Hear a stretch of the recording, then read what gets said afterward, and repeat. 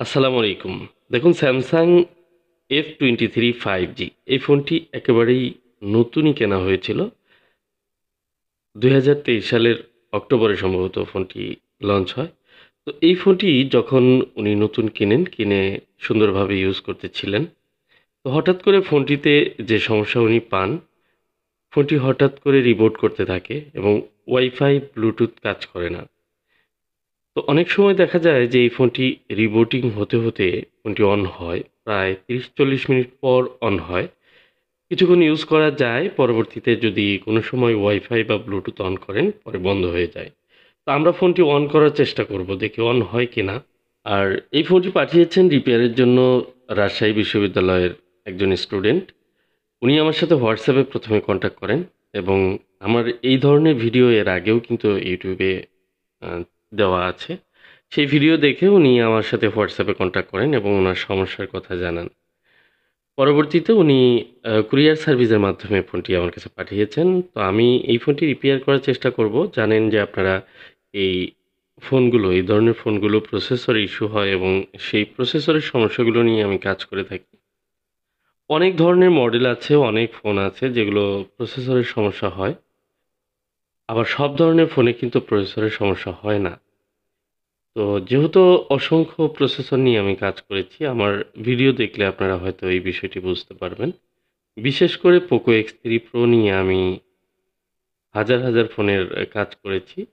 আসলে Poco x three pro এত বেশি কাজ করেছি, তারপরেও এখনো পর্যন্ত মনে হয় যে পোকো এক্স থ্রি প্রোর যে প্রবলেমগুলো সেগুলো সম্পূর্ণ সমাধান করা আমার দ্বারা সম্ভব হয়নি। যদিও যে কোনো একটা নির্দিষ্ট মডেল নিয়ে দীর্ঘদিন কাজ করলে সেই কাজের উপরে বা সেই মডেলের উপরে অনেক অভিজ্ঞতা অর্জন করা যায়, এটি সত্য, এবং সেটি খুব সহজ হয়ে যায়। কারণ এখন এই ধরনের যে পোকো এক্স থ্রি প্রো সিপিউর যে কাজগুলো বা অন্যান্য প্রসেসরের কাজগুলো, এগুলো কিন্তু খুবই সহজভাবে বা নিশ্চিন্তে এই কাজগুলো এখন করতে পারি। তো এই প্রবলেমগুলো মূলত যেহেতু বিভিন্ন ফোনেই হচ্ছে, আস্তে আস্তে ছড়িয়ে যাচ্ছে। যেমন এই ফোনটি স্যামসাংয়ের একটি ফোন। এই ফোনটিতে এই প্রবলেম, একদম ইনটেক একটি ফোন। দেখুন আমিই প্রথম খুললাম, ব্যাকসেলের যে আঠা লাগানো আছে, তো সুন্দরভাবে ব্যাকসেলটি রিমুভ করে নিলাম। তো এই ফোনটির মূলত যে প্রবলেমটি, এটি হচ্ছে প্রসেসর থেকে যে ওয়াইফাই ব্লুটুথের যে কানেক্টিভিটি সেগুলো ফল্ট করে। ফল্ট কিভাবে হয়? এই প্রসেসরগুলো মূলত হিট হয়। হিট হতে হতে দেখা যায় যে একসময় এই প্রসেসরের যে লাইনগুলো, প্রোটোকলের লাইনগুলো, সেই লাইনগুলো কানেক্টিভিটি ফল্ট করার কারণে সেগুলো কিন্তু ফোনগুলো আর অ্যাক্টিভিটিস করতে পারে না। যেমন ব্লুটুথ বা ওয়াইফাইয়ের যে ডাটা সিল্কের লাইনগুলো থাকে, সিগন্যাল লাইনগুলো, প্রোটোকলের লাইনগুলো, এগুলোও দেখা যায় যে ফল্ট করলে তখন সিস্টেম থেকে যে ওয়াইফাই ব্লুটুথটি অন হবে সেটি ইরর দেখায়। আর এ ধরনের একটি ইরর মেসেজ কিন্তু বর্তমানের এই ফোনগুলোর জন্য রিবুটিং ইস্যু হয়ে দাঁড়ায়। অনেক ধরনের ফোন আছে, আপনারা জানেন যে রেডমি, শাওমি, পোকো এবং আরও অনেক ফোন আসছে যেগুলোর সফটওয়্যারের মাধ্যমে সফটওয়্যার আপডেট করা হচ্ছে। আপডেট করার পর দেখা যায় যে ফোনগুলো রিবুট হচ্ছে আর অন হচ্ছে না। এর কারণ হচ্ছে যে যখন একটি ফোনের কিছু প্রোটোকলের প্রবলেম হয় বা কিছু লাইনের ধরেন সমস্যা হচ্ছে, সেই সফটওয়্যারটি রয়েছে ব্যাকডেটেড সফটওয়্যার। সেই সফটওয়্যারে মূলত এই ইরর মেসেজটি পাচ্ছে না। যে কারণে ফোনটি হয়তো ওইভাবে আপনি ইউজ করতে পারছেন। সাউন্ডের প্রবলেম বা ক্যামেরার প্রবলেম বা যেকোনো ধরনের একটি প্রবলেম হলেও সেটি ইউজ করা যাচ্ছে। কিন্তু যখনই আপডেট দেওয়া হচ্ছে, আপডেট ফোনগুলোর ক্ষেত্রে যেটি হয় সেটি হচ্ছে যে আপডেট দেওয়ার পর সফটওয়্যার থেকে কিছু সিঙ্ক্রোনাইজ করে সবগুলো ডিভাইস ঠিক আছে কিনা, সবগুলো আইসি ঠিক আছে কিনা, আইসির লাইনগুলো ঠিক আছে কিনা, পাচ্ছে কিনা কানেক্টিভিটি। কোথাও কোনো ইরর মেসেজ বা কোনো ফল্ট পেলে তখন ডিভাইসটি হয় রিস্টার্ট করবে। না হলে দেখবেন ফোনটিতে কোনো ধরনের মেসেজ আসছে, আনফরচুনেটলি স্টপ, অথবা সিস্টেম হ্যাজ বিন ডিস্ট্রয়েড, বিভিন্ন ধরনের মেসেজ কিন্তু আসতে পারে। তো এই ধরনের সমস্যাগুলো আমরা অনেক সময় সফটওয়্যার সমস্যা মনে করেও কিন্তু ফ্লাশ করে থাকি বা রিসেট করে থাকি। তো অনেক ক্ষেত্রে আমরা ধারণা করি যে এই প্রবলেমগুলো আমরা ব্যাকডেটেড সফটওয়্যার দিয়ে প্রবলেমগুলো সলভ করা সম্ভব কিনা।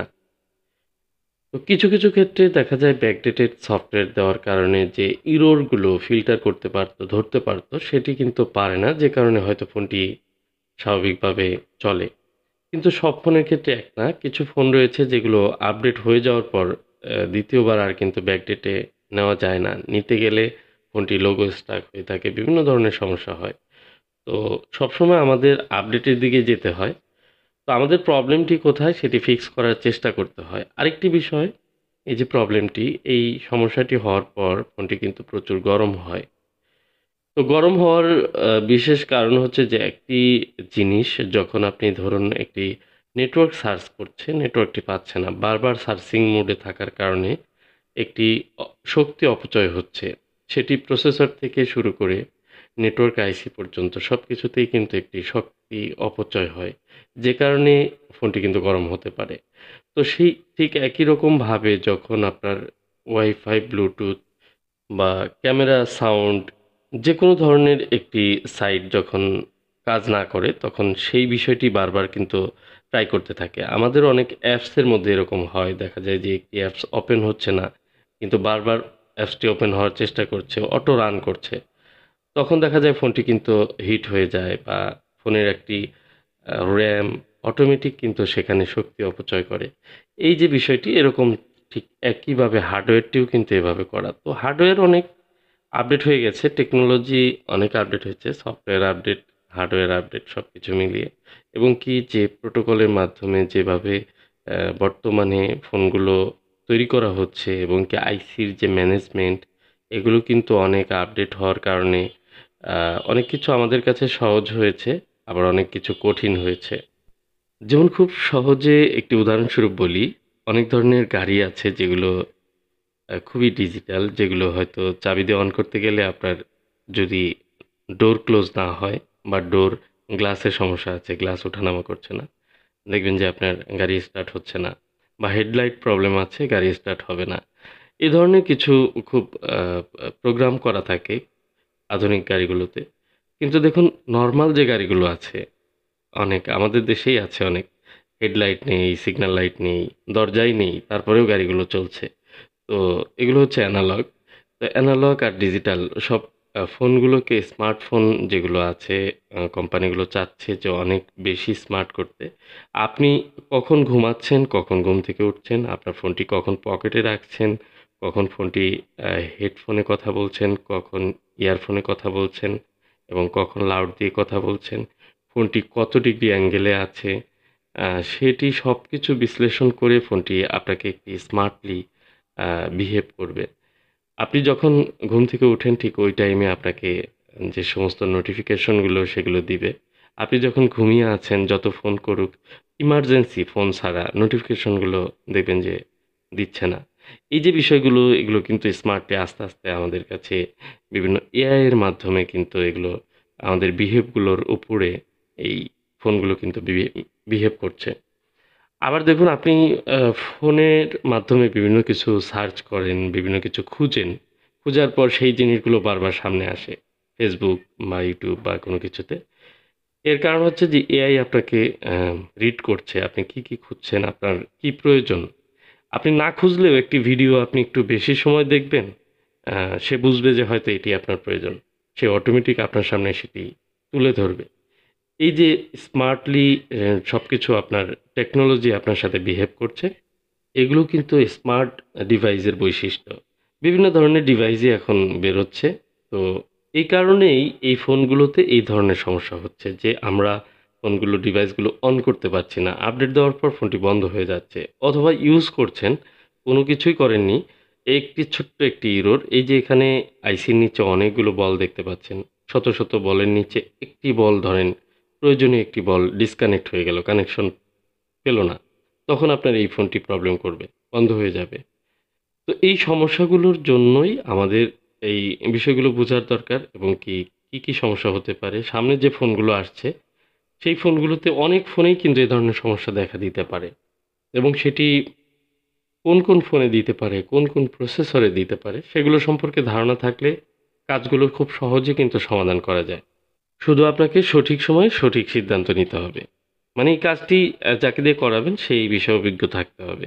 কারণ আমাদের মোবাইলের কাজে অনেকেই মনে করেন যে সবাই সব কাজ করতে পারে। বিষয়টি এরকম না। যিনি আইসির কাজগুলো করে না, হয়তো ডিসপ্লে, ব্যাটারি, চার্জিংয়ের কাজ বা হার্ডওয়্যারের টুকটাক অনেক কাজই করেন। কিন্তু এই প্রসেসরে কাজ করে না এরকম অনেক লোক আছে। আবার অনেকে আছে প্রসেসরের কাজও টুকটাক করে, সবই করে। হয়তো তারা এই কাজগুলো করতে গিয়ে অনেক সময় আনসাকসেস হয়ে যায়। তখন কিন্তু আপনার ডিভাইসটি খারাপ হয়ে গেলে পরবর্তীতে সেটি নিয়ে আপনাকে ভোগান্তিতে পড়তে হয়। আর এই ফোনগুলো কিন্তু রিপেয়ার আনসাকসেস হয়ে গেলে অনেক সময় হয় না। তো আপনি ১ম এই একটু ভালো জায়গায় চান্স নিবেন যেন রিপেয়ার হয়ে যায়। আর না হলেও যেন অন্তত পরে আফসোস করতে না হয় যে না, অপঘাতে আপনার ফোনটি মারা গেল।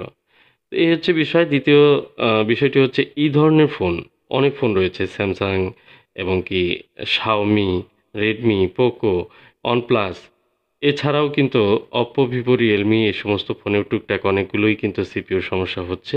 তবে সেগুলো খুব কম হয়। আর বিশেষ করে eMMC-র যে ফোনগুলো আ Oppo, Vivo, Realme এগুলো eMMC খারাপ হয়ে যায়। সিপিইউ খারাপ হওয়ার আগেই দেখা যায় eMMC খারাপ হয়ে যায়। সেগুলো ডেট ফেল হয়ে যায়, ডেট ওভার হয়ে যায়। হেলথ রিপোর্ট খারাপ হয়ে যায়, যে কারণে ফোনগুলো ডেড হয়ে যায়। তো এই ফোনগুলো আসলে সেরকমভাবে কাজ করা যায় না। অনেক ফোন আছে অনেকেই এমএমসি রিপ্লেস করে কাজ করেন। আর প্রত্যেকটি ফোনের ক্ষেত্রেই একটু চিন্তা ভাবনা করে রোগ নির্ণয় করে কাজ করতে হয়। ভেবেচিন্তে কাজ করলে কাজটি সাকসেস হওয়ার সম্ভাবনা থাকে।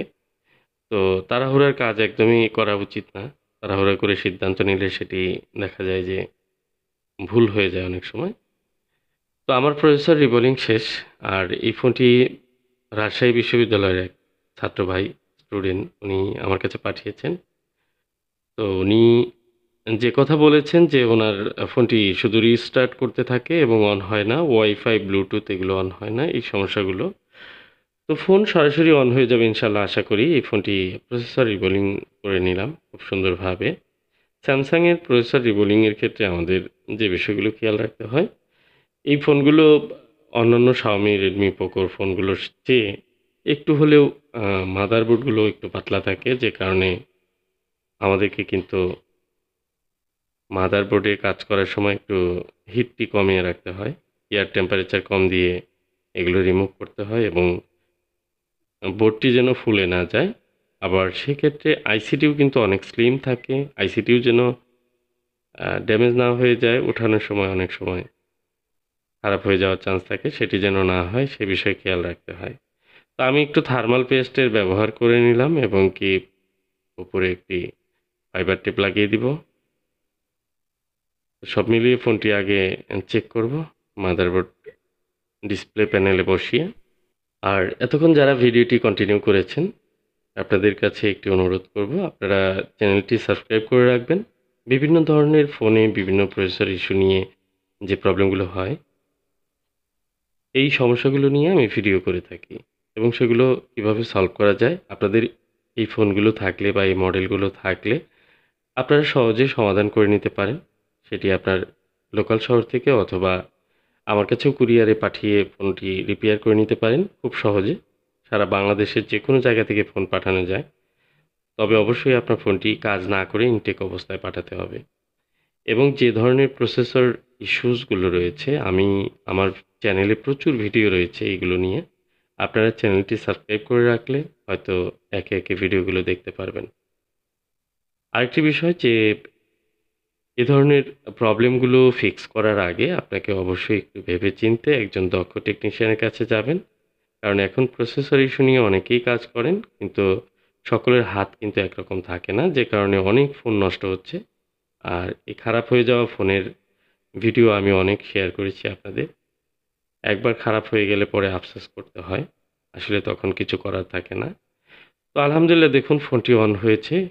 তো স্যামসাংয়ের F23 5G FE, F23 বা 33 অনেকগুলো মডেল রয়েছে এ ধরনের সমস্যা হয়। A71, A51 5G। তো যাই হোক এই সমস্যাগুলো যেগুলো প্রসেসর থেকে সমস্যা হচ্ছে স্যামসাংয়ের এই ফোনগুলো, এগুলো ঠিক হওয়ার মতো সমস্যা, মানে ঠিক হয়ে যাবে এরকম ইনশাল্লাহ আশা করা যায় প্রত্যেকটি ফোন। তো এই ধরনের সমস্যা অনেকেই পড়তে পারেন সেজন্য ভিডিওটি শেয়ার করে রাখবেন। সকলের উপকার হবে। আপনার ফেসবুক বা বিভিন্ন সোশ্যাল মিডিয়াতে শেয়ার করে রাখবেন। দেখুন ফোনটি এখন সম্পূর্ণ অন হয়েছে এবং ওয়াইফাই কিন্তু এখন ঠিকঠাক মতো কাজ করছে। যাই হোক ফোনটি পাসওয়ার্ড দেওয়া আছে। পরবর্তীতে আরও বিস্তারিত চেক করে দেব। তো ভিডিওটি আজকের মতো এই পর্যন্তই। ভালো লাগলে লাইক করে যাবেন। আসসালামু আলাইকুম ওয়া রাহমাতুল্লাহ।